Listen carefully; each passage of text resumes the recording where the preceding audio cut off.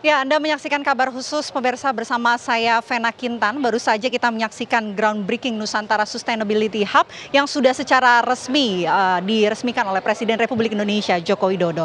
Nah, di sebelah kiri saya sudah hadir ada Direktur Utama Pertamina, ada Bu Nike Widiawati. Selamat pagi, Bu Nike. Pagi, Sehat, Vena. Bu?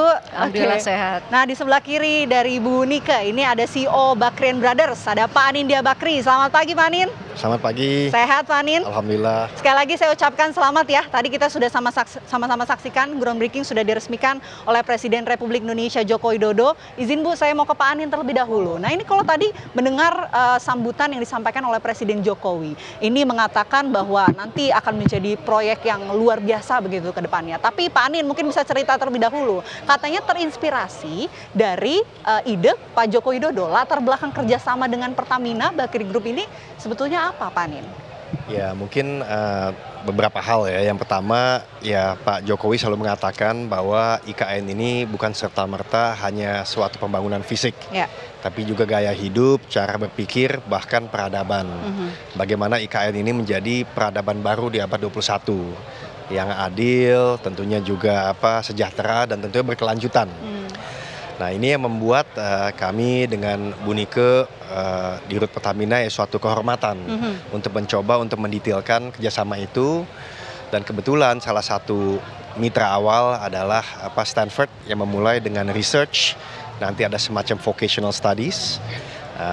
Kita belajar dari sana. Kalau di sana ada Silicon Valley, saya dan Bu Nike berpikir kenapa tidak kita bikin Green Silicon Valley. Toh lahan kita lebih luas. Toh masa depan kita lihat justru bukan saja ya kesejahteraan tapi juga keberlanjutan, dan Indonesia punya semuanya lah.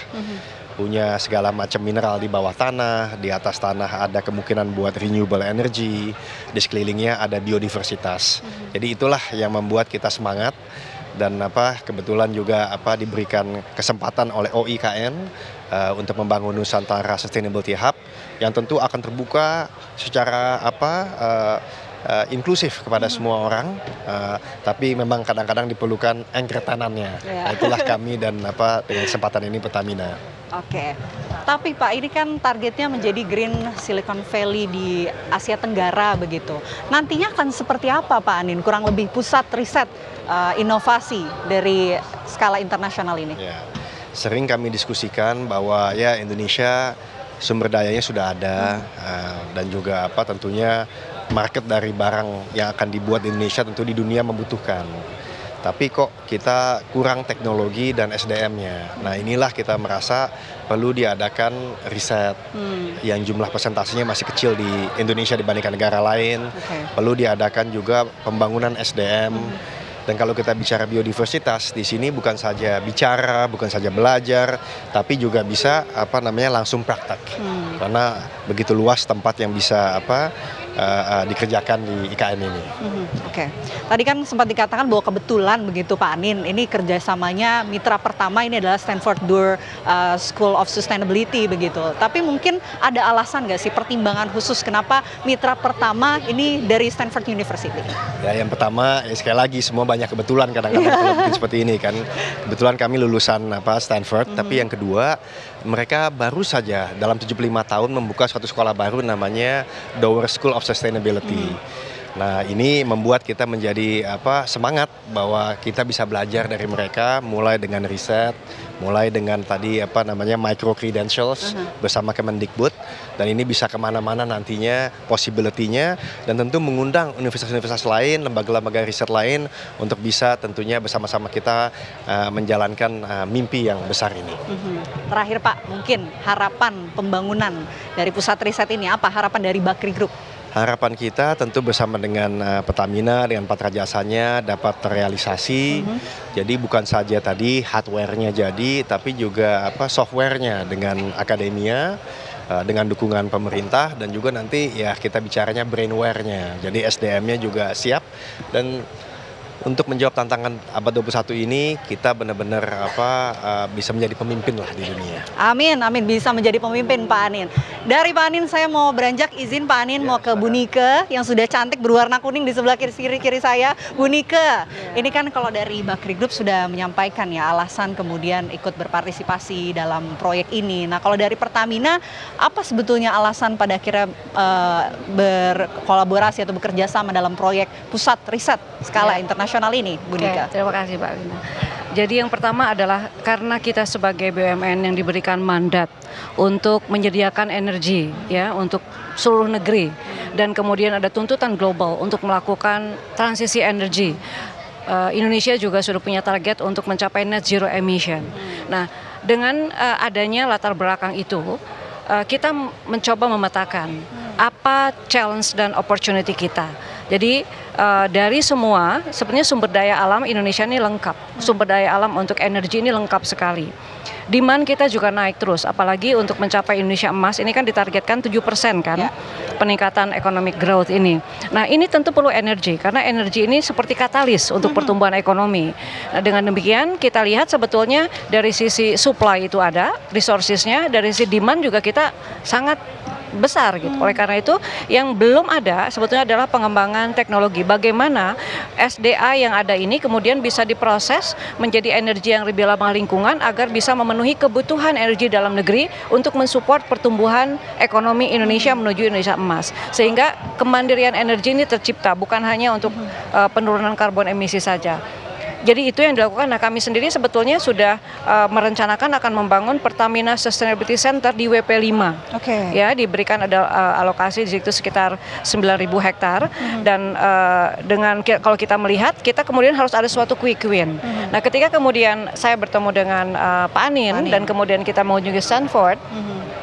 Saya melihat bahwa ini akan sangat pas kalau ini kita jadikan quick win untuk membangun sustainability hub, ya kita sebut Nusantara Sustainability Hub. Karena apa? Kalau kita bicara tentang energi, ini harus dari hulu ke hilir. Nah hulunya di sini kan kita punya mineral yang banyak sekali. Gitu. Tapi kalau digunakan dengan teknologi yang ada, ini kan metan CO2 ini banyak sekali akan keluar ke udara. Nah dengan teknologi yang kemudian setelah kita lihat dari sana, ini adalah teknologi yang bisa menurunkan emisi, meningkatkan produktivitas, efisien dan efektif. Jadi semuanya kita garap, baik dari hulu, midstream dan downstream.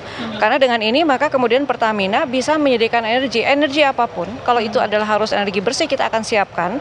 Namun kemudian kita lengkapi dengan pengembangan teknologi dan penyiapan orang, gitu ya. Oleh karena itu tadi kita sampaikan bahwa di WP5 itu nanti adalah untuk pengembangan brainware-nya. Kan di situ akan ada vokasi, akan ada akademi, gitu ya, dan juga beberapa classroom untuk training.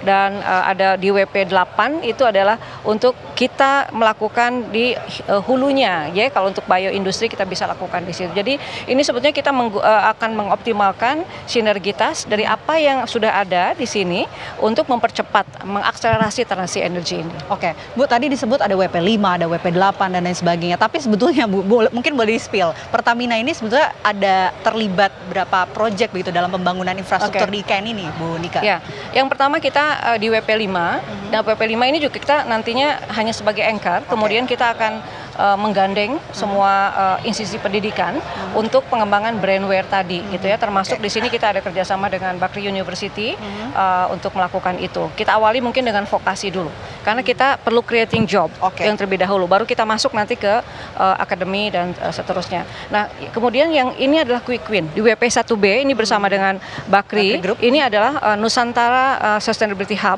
Ini proyek kita berdua. Yang tentunya ini kita hanya sebagai anchor tenan dulu. Yang pertama masuk ada Stanford, kemudian kita harapannya akan lebih banyak mitra lain, betul gitu ya. Karena harus dari kita sih yang memulai, yang kita sudah punya sebetulnya ini apa yang kita akan bawa ke sini tentang tadi yang saya sampaikan tentang bioenergi. Sebetulnya ini yang sudah mulai kita kerjakan juga, tapi Indonesia ini punya banyak potensi di bio dan juga renewable new energy. Tapi kita perlu nih hub yang seperti ini sebagai R&D center-nya. Oke, baik, terima kasih Bu Nika. Mudah-mudahan yang diharapkan ya potensi besar itu bisa segera terlaksana, tergali begitu. Terima kasih Bu Nika, terima kasih juga Pak Anin sekali lagi. Kami ucapkan selamat ya, sudah secara resmi groundbreaking Nusantara Sustainability Hub. Terima kasih, semoga pembangunannya lancar ke depannya. Amin. Amin. Terima kasih Bapak Ibu. Ya, pemirsa kami jeda terlebih dahulu. Kabar khusus akan kembali saat lagi untuk Anda.